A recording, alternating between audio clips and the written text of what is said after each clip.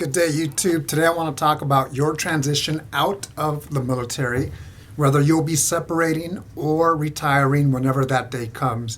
One thing that's for certain is everybody will transition out of the military at one point or another. So, know of the services available at your military installation, and the first thing that you have to do is attend the mandated pre-separation briefing at your family support center, whether it's Airmen and Family Readiness, Navy and Fleet Services, or Army Community Services. For today's briefing, or for today's purpose, I will call it Family Support Center, where they take care of you, the service member, and your family if you do. Pre-separation is a mandated briefing. I'll be upfront with you. It's a lot of information. The checklist kind of looks like this. It's 3 or 4 pages, a few hours. They'll talk about employment assistance, your transition, finances, health and insurance, reserve affiliation, disabled veterans benefits, post-government employment restriction, counseling, individual transition plan. If you want to speak to someone specifically about resumes, your family support center will have someone that can help you, or finances and so forth. So once you attend that pre-separation briefing, then you can sign up for Transition Assistance Planning TAP. Regardless of branch, regardless of wherever you're stationed, you have to attend that as well. In the past, it was optional. Currently, as of today, the briefing TAP is 5 full days, where you get a lot of briefers that come in and talk to you about the latest and greatest for your transition. Like I said, it used to be optional. I'm happy that it's not.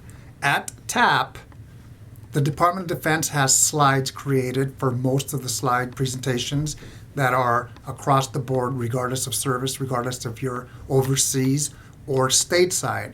Some of the things that we'll cover at TAP at this installation right now are mentorship, resiliency, financial planning, survivors benefits, TRICARE, reserves, Department of Labor employment workshop. That's a few days. They take over. They talk about resumes. When was the last time you interviewed for a job? They'll talk about LinkedIn, USA Jobs, if you want to apply for a federal job. USAjobs.gov is a great website. My recommendation is get practice with the website. The first time I went on that website and messed around with it, I was frustrated. I thought the website was not good, but it wasn't the website. It was my lack of experience. In that website, USAjobs.gov, you can upload your DD Form 214 when you get that, any college transcripts that you have. So whenever you apply worldwide for a job, once it's uploaded onto the website, you can attach those documents. So that's a good thing. Military Personnel Section, Disabled American Veterans, Education Office, Legal Office. TAP is a briefing that you'll attend. Right now, like I said, at this base, it is 5 days. You attend in civilian clothing, you network, you talk to people, you listen to people who recently transitioned from the military, and you'll hear what worked for them, what didn't work for them. Last thing I want to talk about is we have something at this installation called All Things TAP. It is just a handout with future classes that are additional out there that are not mandated. But here's the thing. Knowledge is power, and you have to go out there and seek the experts and ask them, how do you do this? What do you know about this program? I want to do this. I want to become a teacher. And have the experts give you the information, which most likely is already on a website or just an appointment away. The information's out there. You have to be proactive and seek it.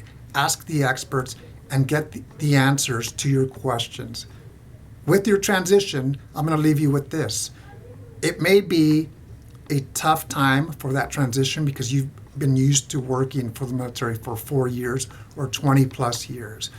But the best thing that you can do is have a solid plan A, do research, ask questions so you have a smooth transition, which is exactly what happened to me when I left active duty about 8 years ago. And I'm about 3 weeks away from going back to active duty. So I have a different transition. I hope it helps. If you ever have questions, contact your family support center or contact me with any questions. You take care.